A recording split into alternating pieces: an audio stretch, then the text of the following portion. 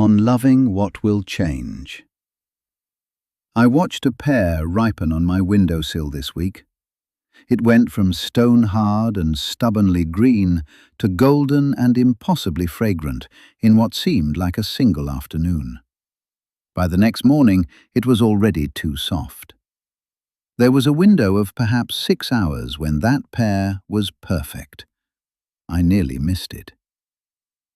And I thought of you, because I think you are in the habit of nearly missing things too. Everything you love is in the act of becoming something else.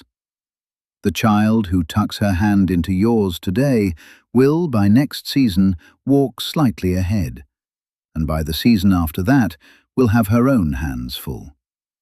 The friend whose laughter fills your kitchen will one day move or change or simply grow quieter, as we all do. The body you woke up in this morning is not the body you had 10 years ago, and it is not the body you will have 10 years hence. This is not tragedy. This is the living pulse of the world, and it is asking something very specific of you.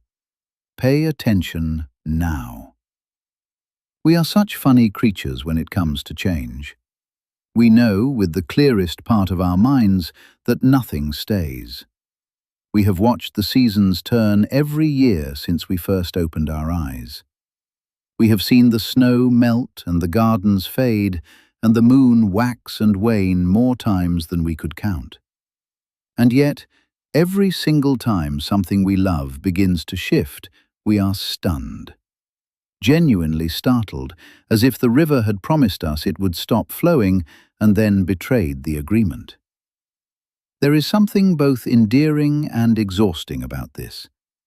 We are perpetual beginners at the most fundamental lesson of being alive. Here is what I have come to understand, and I offer it to you not as instruction, but as a gift I found along the road. The impermanence of things is not the enemy of love. It is the very thing that makes love so acute, so piercing, so worthy of your full attention. Think of it this way. If the blossoms on the tree outside your window lasted all year, you would stop seeing them by the second week. It is because they last only days that you press your face to the glass and think, "There, that is beautiful." Scarcity is what teaches the eye to linger.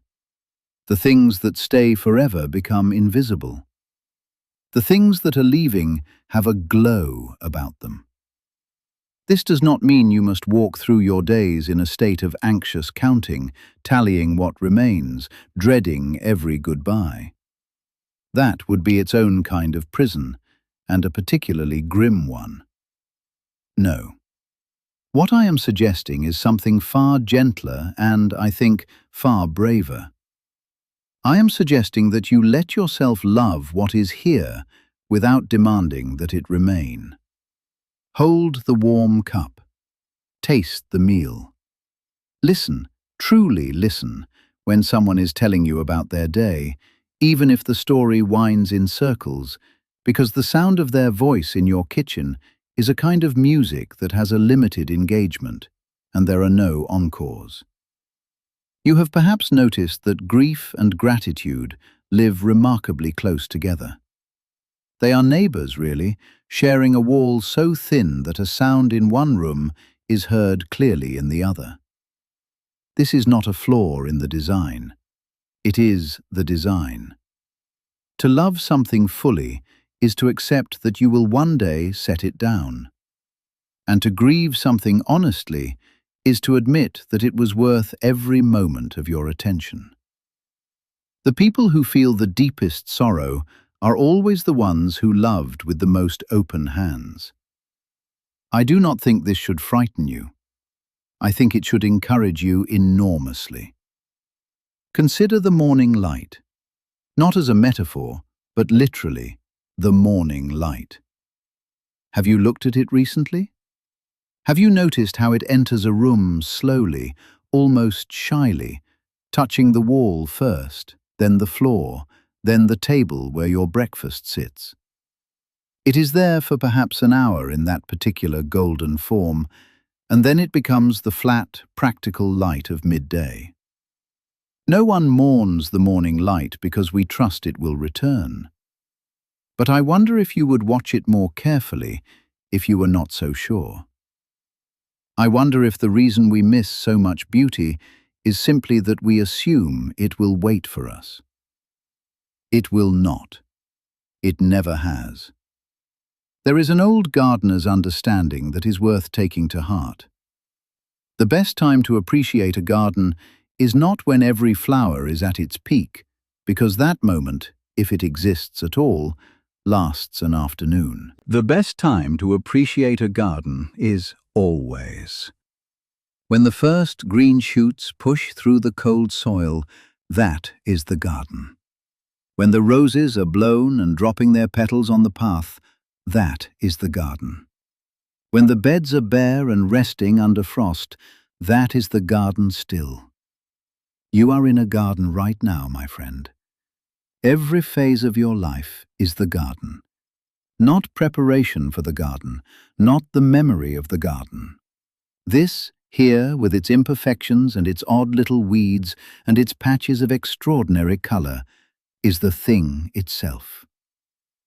I think you sometimes wait for life to reach a certain state of completion before you allow yourself to enjoy it. You think, when this is finished, when that is settled, when I am more this or less that, then I will pause and take it in. But you are building a house you will never move into because there is always one more room to add. The door is open now. Walk through it. Sit down in the living of your life and let yourself be warmed by what is already burning in the hearth. Do not mistake me. I am not asking you to pretend that loss does not sting. It does, and it should. A heart that does not ache when something precious passes is a heart that was not paying attention. But I am asking you to see that the sting is itself a kind of proof. Proof that you were here. Proof that you loved well enough to notice what was leaving. There is no life so rich as the one that feels both the sweetness and the passing of things, and lets them sit together at the table without asking either one to leave. So here is my gentle challenge to you. Today, before you sleep, find one thing that is in the process of changing and love it deliberately. Not in spite of its changing, but because of it. The angle of light through your window, the particular way someone you care about laughs, the last warmth of the season on your skin.